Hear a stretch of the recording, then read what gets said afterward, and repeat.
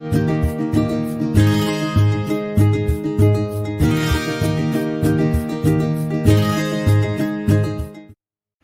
good morning students. So today let us discuss about the electrochemical cell. Electrochemical cell க்கு example galvanic cell or voltaic cell. The electrochemical cell க்கும் electrolytic cell க்கும் என்ன difference அப்படின்னா electrolytic solutionல electrolytic cellல electrical energy converts into chemical energy. ஆனால் galvanic cell or voltaic cell electrochemical cell chemical energy is converted into electrical energy. The first difference நல்லா புரிஞ்சுக்கணும். Electrolytic cell electrical energy converts into chemical energy. Galvanic cell or voltaic cell chemical energy converts into electrical energy. சரியா? அதே மாதிரி the galvanic cell, it is a device in which a spontaneous chemical reaction generates an electric current. ஆனால் electrolytic cell, it is a device which an electric current from the external source that drives the non-spontaneous reaction. அப்போ electrolytic cell நடக்கக்கூடிய reaction வந்து non-spontaneous reaction, whereas galvanic cell or voltaic cell நடக்கக்கூடிய reaction வந்து spontaneous reaction. அப்போ ரெண்டு difference பார்த்துருக்கோம். Electrolytic cell electrical energy converts into chemical energy. For galvanic cell chemical energy converts into electrical energy. Electrolytic cell non-spontaneous reaction occurs, whereas galvanic cell spontaneous reaction occurs. Okay, இதுதான் basic difference. இப்போ இதை வச்சு how do you construct an electrochemical cell, otherwise galvanic cell, otherwise what, the voltaic cell. Look at this diagram. இந்த diagram நல்லா பாருங்கள். அப்போ இதில் என்ன நடந்திருக்குன்னா last year you studied about one chemical electrolytic reaction படிச்சிங்க. அதாவது why zinc rod should not be dipped in copper sulfate solution அப்படின்னு படிச்சிருப்பீங்க. Reasoning question. Zinc ராடை நம்ம வந்து ஒரு காப்பர் சல்ஃபேட் சொல்யூஷனில் டிப் பண்ணி வச்சுருந்தோம்னா, இம்மர்ஸ் பண்ணி வச்சுருந்தோம்னா என்ன நடக்கும்னா, அந்த blue colour of the copper sulphate solution it is slowly faded and even the copper will be deposits on the zinc rod in as brown colour. சரியா? ஏன் அப்படின்னா zinc can replace copper from copper sulphate. இதுதான் reaction. Zinc solid zinc rod copper sulphate aqueous solution zinc சல்ஃபேட்டாக மாறுது and copper deposit ஆகிடும். இதுதான் reaction. அப்போ இதில் ரெண்டு டைப் ஆஃப் ரியாக்ஷன் நடக்குது. ஆக்சிடேஷனும் நடக்குது, ரிடக்ஷன் நடக்குது. Redox reaction.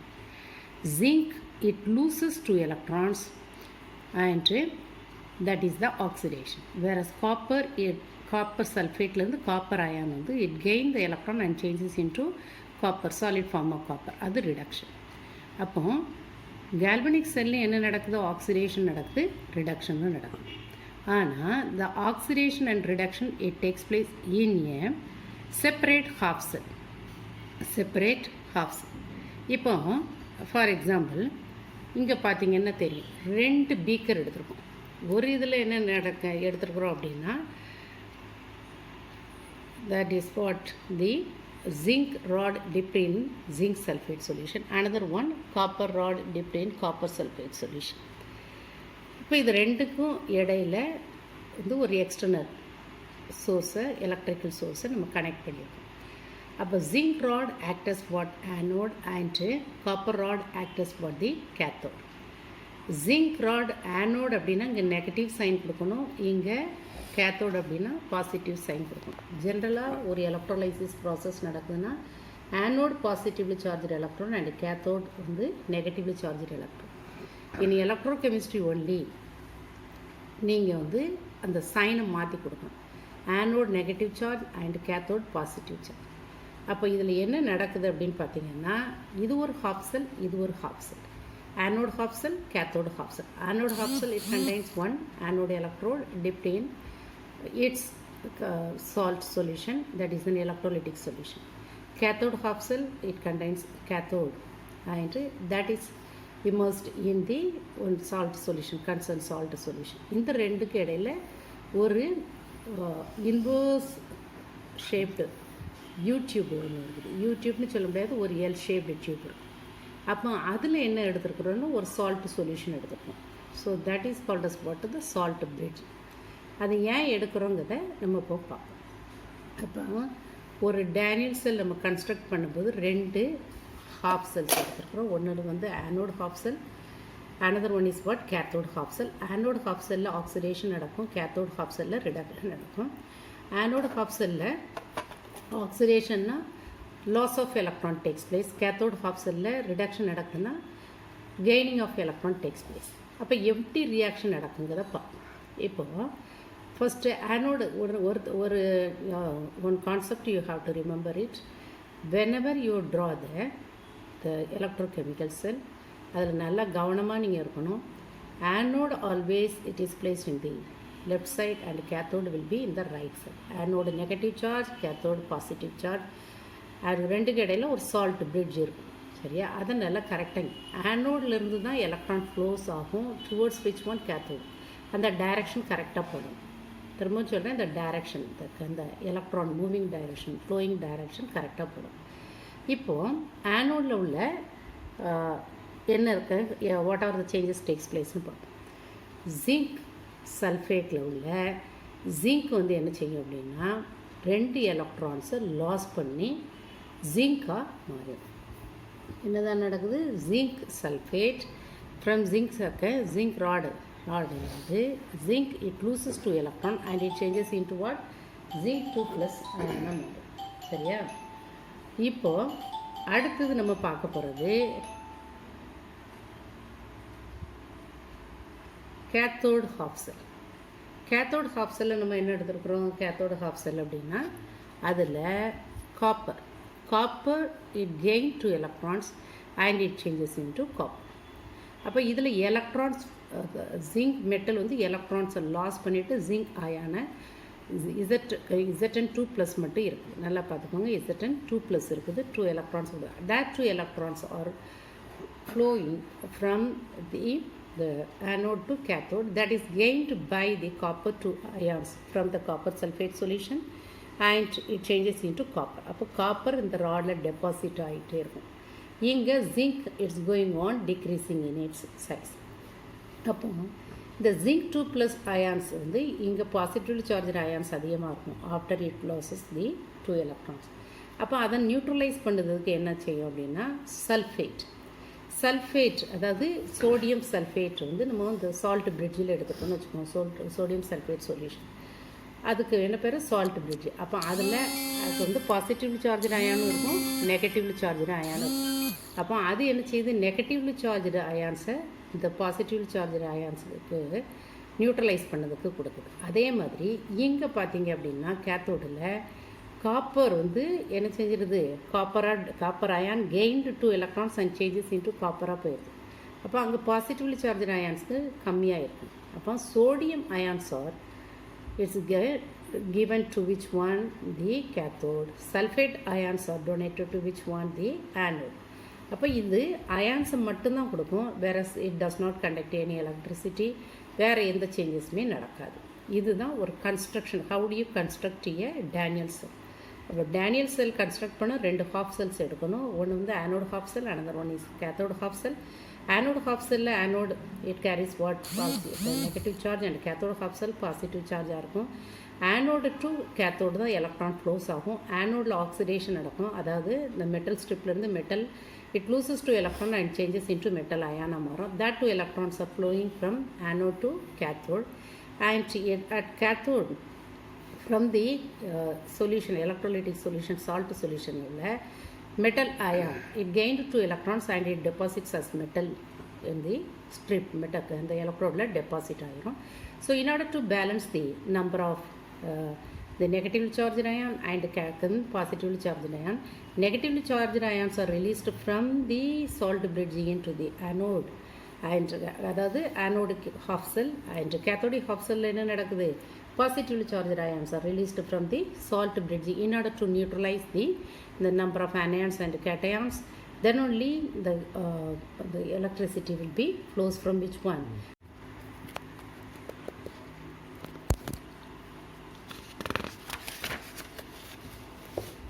இப்போ ஒன்றா நம்ம எக்ஸ்பிளைன் பண்ண போகிறோம். இப்போ பாருங்கள், இப்போ சால்ட் பிரிட்ஜுன்னு நான் என்ன சொன்னேன்? வாட் இஸ் சால்ட் பிரிட்ஜுன்னு சொன்னேன். Salt bridge is what that connect the otherwise it bridges the two half cells.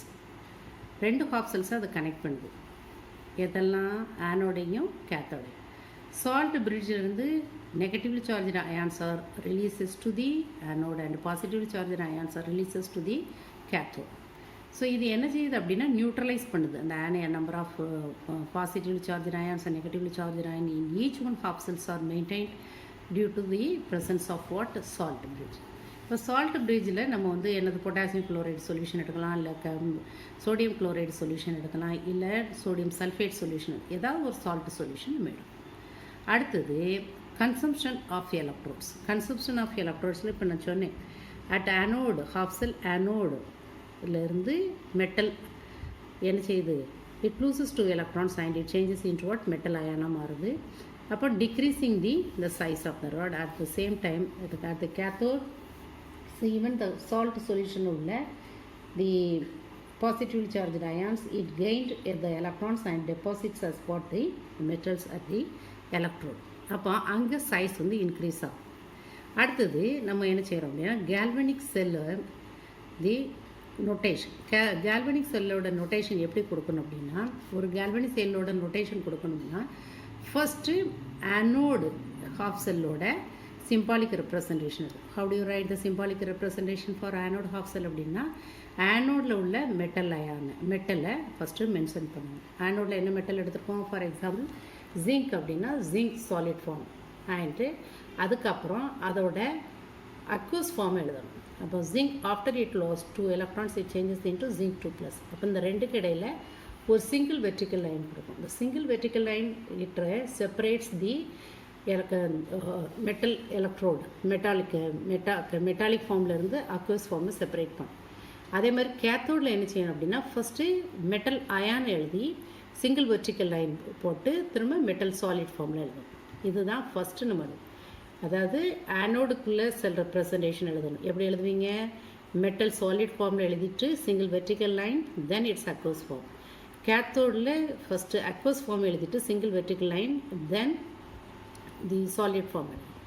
இந்த ரெண்டுக்கு இடையில் டபுள் வெர்டிக்கல் லைன் போடும். The double vertical line it represent the salt bridge. So anode half cell லெஃப்டில் எழுதணும், cathode half செல் ரைட்டில் எழுதணும். இதுதான் த representation. அப்போ நம்ம இங்கே பாருங்கள், zinc single vertical line Zn2+ and double vertical line Cu2+ and Cu. அதை தான் இங்கே நிறைய எக்ஸாம்பிள்ஸ் இருக்குது. இப்போ ஃபார் எக்ஸாம்பிள் ஒரு ரியாக்ஷன் நடக்குது. Chromium solid form of chromium when it reacts with copper sulphate. Copper சல்ஃபேட்டுன்னு நான் சொன்னேன், இங்கே காப்பர் அயானை மட்டும்தான் மென்ஷன் பண்ணியிருக்காங்க. தென் the chromium it gained the electron and copper chromium it loses the electron and copper it gained the electron changes into copper solid formல மாறிடும். chromium ion ஆயிடும். இப்போ how do you write the anodic oxidation reaction? chromium it loses 2 electronsனா குரோமியத்தோட general oxidation state +3, அதனால் அது 3 electronsை loss பண்ணும். அப்போ 3 electrons போட்டுக்கணும் ஒரு chromium. in order to balance the equation இங்கே நம்ம 2Crன்னு போட்டுக்கோம். சரியா? அடுத்தது copper 2+ it gained the 2 electrons and it changes into copper. ஆனால் இங்கே வந்து பேலன்ஸ் பண்ணுறதுக்காக 6 electrons வர்றதுக்காக நம்ம என்ன செஞ்சோம்? இதை 3ஆல் மல்டிப்ளை பண்ணணும். இந்த ஃபஸ்ட்டு ஆனோடிக் ரியாக்ஷனை 2ஆல் மல்டிப்ளை பண்ணிடணும். So how to you right the sell representation? Cr. ஏன்னா இதுதான் ஆனோடு. ஏன்னா எந்த இதில் ஆக்சிடேஷன் நடக்குதோ லாஸ் ஆஃப் எலக்ட்ரான்ஸ் நடக்குதோ அதுதான் anode.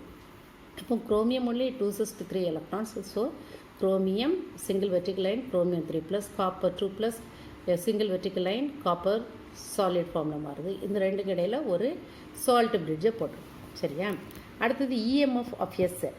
EMF of a cell அப்படின்னா the force that pushes the electron away from the anode and pulls the electron pulls towards the cathode is called as what? Electromotive force. Define electromotive force அப்படின்னா நீங்கள் இந்த answer தான். The force that pushes the electrons away from the anode and pulls towards the cathode is called as what? Electromotive force. சரியா? அடுத்தது இதோட SI unit வந்து volts.